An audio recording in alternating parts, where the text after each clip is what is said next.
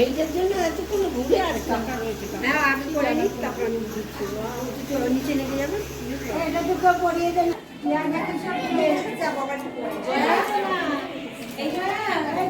দাঁড়িয়ে দাঁড়িয়ে দেখো এখন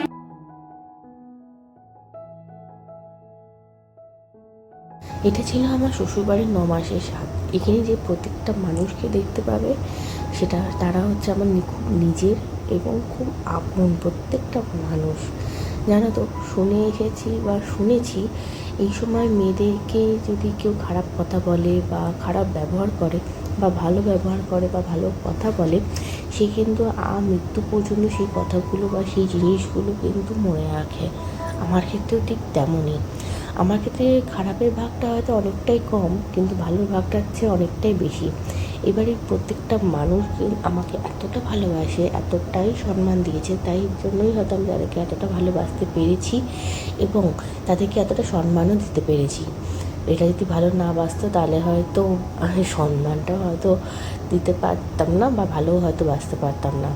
এইমাত্র যে আশীর্বাদগুলো, যেই গোলাপি রঙের শাড়ি পরে, উনি হচ্ছেন আমার শাশুড়ি মা। হ্যাঁ, প্রত্যেকেই হয়তো আমার শাশুড়ি মাকে চেনো, তাও আমি আরেকবার বললাম, উনি আমার শাশুড়ি মা এবং উনি হচ্ছেন মাই ডিয়ার, যাকে বলে, যার সাথে সমস্ত কিছু শেয়ার করা যায়, যার সাথে কোনো কষ্ট হলেই সেটা শেয়ার করা যায়, যার কাছে আনন্দের মুহূর্তগুলো শেয়ার করা যায়, যার সাথে রাগারাগি হলেও সমস্তটা শেয়ার করা যায়, যাকে কোনো কষ্ট পেলে কোলে মাথা রেখে কান্নাকাটিও করা যায়।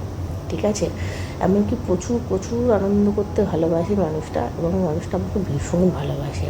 আমার কাছে যদি কেউ বলে শাশুড়ি মারা কখনো মা হয় না, এটা আমার কাছে একটু হলেও অন্যরকম। আমার কাছে শাশুড়ি মা মানে সেও আমার কাছে মা। আমার মায়ের জায়গাটা কিন্তু সে নিতে পেরে, মানে তার স্থান আমার মায়ের জায়গাতেই। কেন বলো তো, আমার মা কিন্তু আমাকে জন্ম দিয়েছে ঠিকই, এবং উনি কিন্তু আমাকে জন্ম না দিলেও উনি আমার সাংসারিক জীবনের মা। সংসারে আমাকে প্রতিটা জিনিস হাতে ধরে ধরে এখনও অবধি প্রত্যেকটা জিনিস শিখিয়ে দেন যে এরা কোনটা ভালো হতে পারে বা কোনটা খারাপ হতে পারে। সমস্ত জিনিস, সমস্তটা আমাকে সেই হাতে খড়ি যাকে বলে, একদম ঠিক ওরকমভাবে আমাকে শেখায়। হ্যাঁ, তাই বলে কি এটা নয় যে উনি আমাকে কখনো বকেন না, অবশ্যই ওকে ভুল হলে অবশ্যই বকা উচিত এবং সেটা উনি করেন। আমি কখনো তার জন্য প্রতিবাদ করি না, কারণ আমার মা যখন আমাকে বকে, আমি যখন সেখানে যেমন কিছু বলি না, আমার শাশুড়ি মা আমাকে কিছু বললেও আমি সেখানেও কিছু বলি না। হ্যাঁ, কিছু কিছু ক্ষেত্রে হয়তো বলে ফেলি, তারপরে একটু হলেও রিয়েলাইজ করি যে না, এটা বলাটা আমার হয়তো উচিত হয়নি।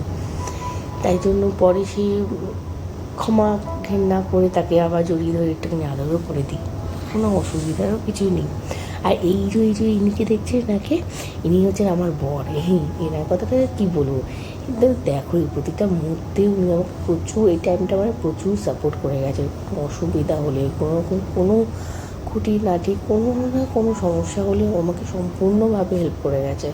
বিশেষ করে এই টাইমে নানা রকমের সমস্যা হতো রাত্রিবেলাটা, তো প্রতিটা মুহূর্তে আমাকে হেল্প করতো। কোমরে ব্যথা হলে কোমর টিপে দিত, পা টিপে দিত, প্রচুর প্রচুর মানে আমাকে হেল্প করেছে। এবং আমি যা খেতে চাইতাম প্রতিটা জিনিস আমাকে এনে এনে খাওয়াতো। কথা বলতে গেলে এই টাইমে প্রচুর বাইরে খাবার খেয়েছি, বাট আমার খুব খেতে ইচ্ছা করতো, বিশেষ করে আইসক্রিম, মিষ্টি জাতীয় খুব জিনিস খুব খেতে ভালোবাসতাম, তাই জন্য হয়তো খেতে পেরেছি।